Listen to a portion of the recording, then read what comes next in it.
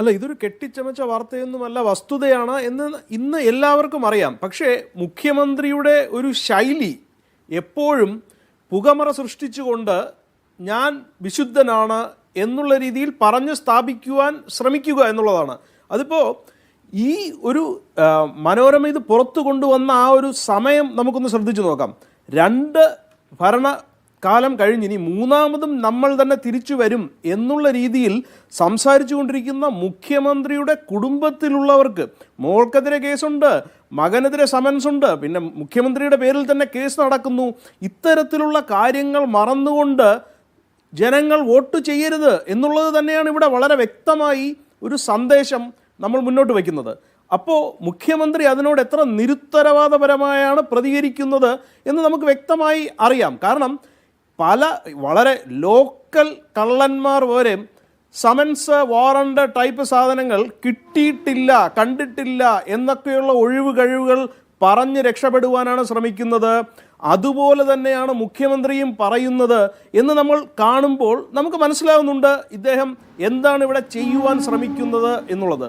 പിന്നെ എപ്പോഴും BJP ഈ ഒരു ഇടതുപക്ഷ ബാന്ധവമാണ്, അതുകൊണ്ട് ED മുന്നോട്ട് നീങ്ങുന്നില്ല എന്നൊക്കെ പറയുന്നത് തീർത്തും ഒരു ഇരട്ടത്താപ്പാണ്. കാരണം ഒരുപാട് അവസരങ്ങളിൽ EDയെ ഉപയോഗിച്ചുകൊണ്ട് അല്ലെങ്കിൽ കേന്ദ്ര ഏജൻസികളെ ഉപയോഗിച്ചുകൊണ്ട് പ്രതിപക്ഷ സർക്കാരുകളെ വേട്ടയാടുകയാണ് ഇന്ത്യയിൽ നടക്കുന്നത് എന്നുള്ള ആരോപണവും BJP തന്നെ നേരിട്ടുകൊണ്ടിരിക്കുന്ന ഒരവസ്ഥയാണുള്ളത്.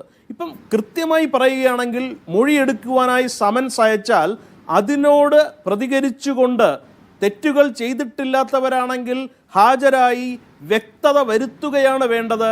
അതാണ് ഒരു ജനാധിപത്യം ആവശ്യപ്പെടുന്ന സുതാര്യത. അത് ചെയ്യുവാൻ തയ്യാറായിട്ടില്ല എന്ന് മാത്രമല്ല, 2 വർഷത്തിലേറെ കഴിഞ്ഞിട്ടും ഇപ്പോഴും ഇതൊന്നും ഞാനൊന്നും അറിഞ്ഞില്ല എന്നുള്ള രീതിയിൽ പ്രതികരിക്കുമ്പോൾ ജനങ്ങൾക്കിതിൽ വളരെ വ്യക്തമായി തന്നെ മനസ്സിലാകുന്നത് ഇവിടെ എന്തോ ഒളിക്കുവാനുണ്ട് എന്നുള്ളതാണ്. പിന്നെ ED ഇപ്പം നമുക്ക് അരവിന്ദ് കെജ്രിവാളിൻ്റെ കാര്യം തന്നെ എടുത്താൽ അറിയാം. 16 സമൻസ് എങ്ങാണ്ട് അയച്ചിട്ടാണ് പുള്ളി അവസാനം അറസ്റ്റിലേക്ക് നമുക്ക് കൊണ്ടുപോകേണ്ടി വന്നത്.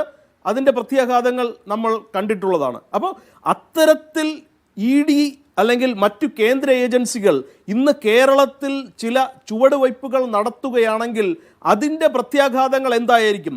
ജനാധിപത്യം അപകടത്തിലാണ്.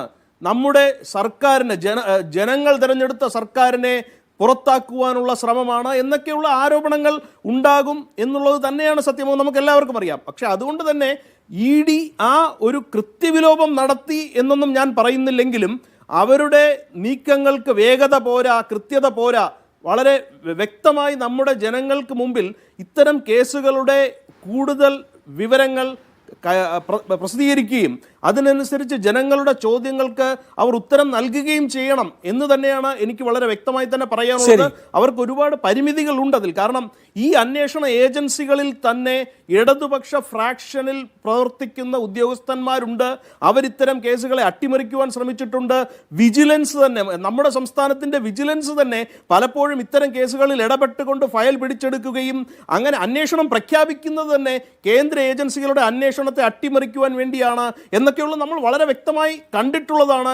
തെളിവുകൾ നശിപ്പിക്കുന്ന കാര്യത്തിൽ സെക്രട്ടേറിയറ്റിലെ തീപിടുത്തം വരെ നമുക്ക് മുമ്പിൽ നടന്നിട്ടുള്ളതാണ്. മറ്റു പല രീതിയിൽ നമ്മൾ ഈ അന്വേഷണങ്ങളെ എങ്ങനെയാണ് മുടക്കുന്നത്, എങ്ങനെയാണ് അതിന് തുരങ്കം വയ്ക്കുന്നത് എന്ന് നമ്മൾ കണ്ടിട്ടുള്ളത് തന്നെയാണ്. അപ്പോൾ ജനങ്ങൾ ഇന്ന് മനസ്സിലാക്കുന്നത് എന്താണെന്ന് വെച്ചാൽ മുഖ്യമന്ത്രിയുടെ ഓഫീസുമായി ബന്ധപ്പെട്ട് തന്നെ പല രീതിയിലുള്ള അഴിമതി, അത് ഡിപ്ലോമാറ്റിക് ബാഗേജ് വഴി സ്വർണം കടത്തുന്നത് തൊട്ട് ഇപ്പോൾ ഏറ്റവും അവസാനമായി നമ്മൾ വന്ന് നിൽക്കുന്ന ശബരിമലയിൽ നിന്നുള്ള സ്വർണ്ണ കൊള്ള വരെ ഉണ്ട്.